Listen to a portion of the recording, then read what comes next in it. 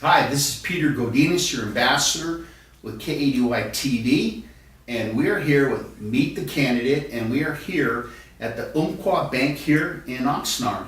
And we have the lovely privilege of being able to interview a candidate for Oxnard City Council, Dick Jacquez. And that's like the bird, right? Jacquez. Jacquez, so right. Make sure we pronounce that right. And we are going to have the lovely opportunity to get to know the human side as well as the passion side of Dick. So as I say, less of me, more of Dick here.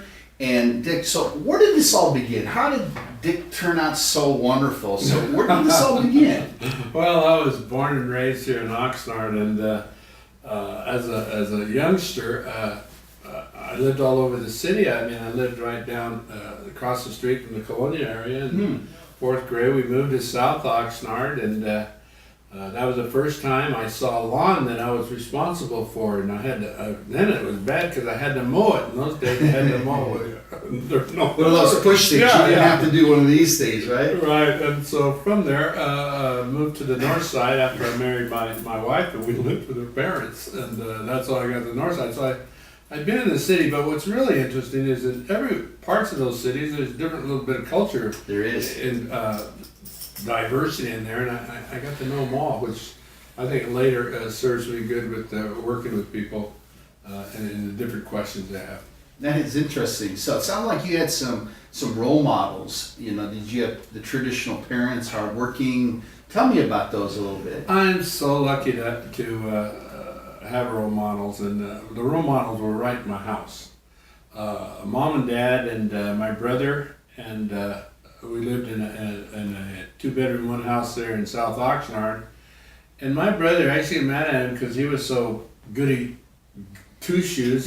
There's always one of those in the family. He'd study at night and so forth. We were in the same room. Well, I had to study. The television wasn't on, so I studied. And the fact that we didn't have much money from the folks, but the fact that they had an education of about, Mom was 8th grade and Dad was 3rd grade, the deal was that they knew that education was really important, and in those days, you know, Mom and Dad say something, you did it. Right. And so we didn't want to get them mad at us, and we wanted to make them happy, so we studied, and we got good grades in high school, and during that time, we also started playing athletics.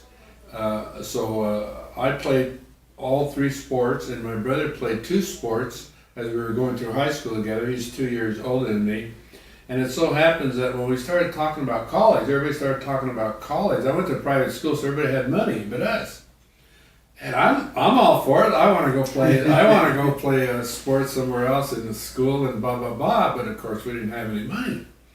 So my brother, like I say, I followed him all over. I still follow him today. Wherever he wants to go. He went to Ventura College, and I says, well, that's where I'll go after I get out of school too. And he got a basketball scholarship. Really? At Northern Arizona University. So he called back and said, I don't got to pay for anything. I go, oh, I'm going for that.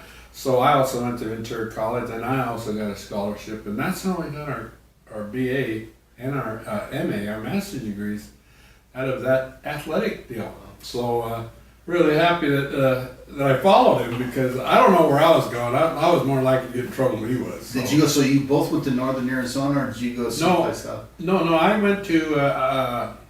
I went to University of Denver. Okay. And and so interesting. I had 12 scholarships, and I was looking at them. I didn't know what to take. They're all the same. In those days, it was a full ride. They were paying for everything, and I was married with a child, so I was always had to look for make sure they included housing or married housing, which most of them did. But interesting deal. I went to college. I had a psychology professor, which was my minor. And my brother and I really thought a lot of him, so I took the 12 scholarships there. And they were all in those days, State College here, Cal State, San Diego State and all that. And he looked at me after one night and he said, you know, Dick, you better take the State College, because I don't think you'll make it in the university. And it stunned me. And my brother, I called my brother up there in Arizona, I said, you know what Dr. So-and-so said? The next college offer that came was from the University. Ooh, the of U Denver. word. Both were gone. Oh, man. I don't know. I just said. You didn't make a phone call and go, in your face, No, scoreboard, no, I scoreboard. didn't. You didn't do that. No, Such because a I might humble have man. failed on it. You might have been right. You might You're a have been humble right. man, too. Well, yeah, and talk about situations, and that of course got me to play over there. And there's light air over there, and I hit a bunch of home runs that probably I wouldn't hit in California. and I got a little bit of a quick C in the professional level with the Houston. At the time, they were the Houston Colts. And Right. so put in a year and a half of that thing, but I put that in my resume. And so when I was looking for jobs, That kind of stuck out, didn't yeah, it? I'd say, hey, he's a professional. I wasn't very long. They say, Hey, professional's professional, you know. and so all that thing at the time was going real well. And so we were, he was the basketball coach at Northern Arizona freshman team, my brother was. And they gave him his master's, a scholarship to get his master's to coach. And I had a job ready for the police department in Denver because I was playing summer ball with some of the guys. Well, we were set. Everything was going to go good, and we met in Albuquerque one time when I was playing there. And we said, what are we going to do? My brother said, well, I'm going to coach here at the university or the college. And we said, well, who's going to take care of mom and dad? They didn't have a pension or nothing. And we looked at each other and go, my sister wasn't in a position to do it. So we said, hey, we got to go home. So we came home. Not too bad a place to go back to, Ventura County. No, it's not bad at all. But we came scrambling for jobs now. We had to come down and find a job and so forth. But that was interesting. And then one night we changed our direction quick and just turned it all around. So, of course, we had to take care of our folks, and we're really, really happy that we could do that. Well, you had a lot going on from the age, let's say 16, 17 to the age of 21. You married, you went to college. What position? Your baseball brother was basketball, right? Right. Were you a stick? Did you have an arm? Utility player? Well, I could hit, and the problem is that I wasn't big enough to hit the big stadiums, but I could hit, but I couldn't do any of the other stuff. I was not slow enough, big enough, so far. So if you only have one thing going for you, yeah, you're not going to last very long, and I proved that. So you were an infielder player? Well, actually, I played right field, and my arm went bad, and they put me at first base. I was a short first baseman I could hit, but I couldn't run, so I ended up playing a lot of first base. Well, good. You had that experience under your belt. Yeah. So you finish all this opportunity up, and you get to Ventura. You teach for a period of time. Yeah, I had 31.22 years, and I always say that because that's what my pension says. You got points there. You must be a mathematician, but No, they give you days and things when you got a good memory. Yeah. So, and then I taught as a teacher coach here in the Oxnard Union High School District. I was on the school board for 12 years, I remember that. I was a great time, a great learning experience. And after 12 years, I ran for the city council in 2012, and I lost by 136 votes. But I love to teach it. I'm always going to be a teacher. Yeah. Don't change. Yeah, my granddaughters and my grandsons, well, they ask me a question, I'm going to be long-winded, and I finally have to keep that down because I want to know, I tell them the reason why, and they just want the answer, right? So You give them the answer they want. Now, in the event, no matter what the outcome of the election is, win, lose, or draw, what are your plans? You're such a force, Dick. I mean, what do you plan to do the day after the election results? Let's put it that way. Okay, the day after, I'm going to pick up my signs. I really have a crew. You're going to wake up, pick up your sign. Then you have a cup of coffee. Yeah, Go ahead. right. But really, I really got interested in Oxnard College again. The president and I serve on some committees together, and I think he's a very good president. And what I'm going to do is he's kind of okayed it, but I got to get the official okay from him. And I want the Oxnard College to become some kind of a force in this political arena because as politicians, the political goal is votes, right? And there are 3,000 to 6,000 votes there. And I don't really care if they're Democrats or Republicans or anything. I want them to be aware.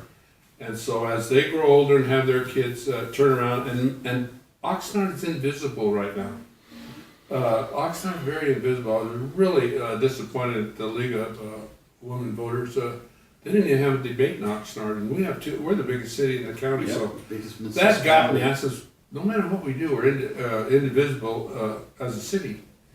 And the fact that we have the beautiful ocean and this, that, and the other.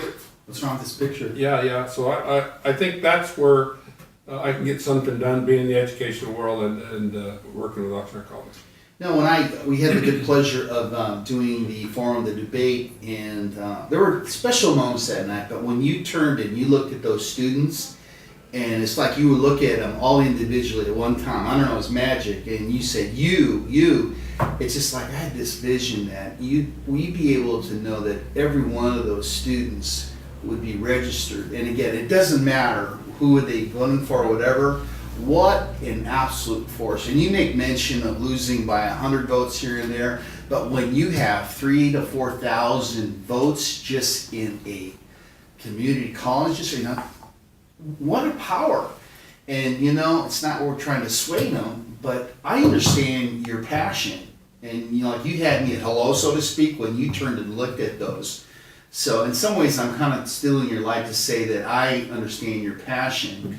And would you like to make some closing remarks? Because I have a producer screaming at me right now saying good. he's doing this. Yeah, But, I get you. Thanks for everything. I really appreciate this interview and to be able to make some comments about our city. But I think as a politician here, a pseudo-politician maybe, I think it is imperative that we make our city known, to make our city available, because for all sorts of reasons. But just the fact that people don't even care who gets elected here, because they don't even come and deal with the debates here.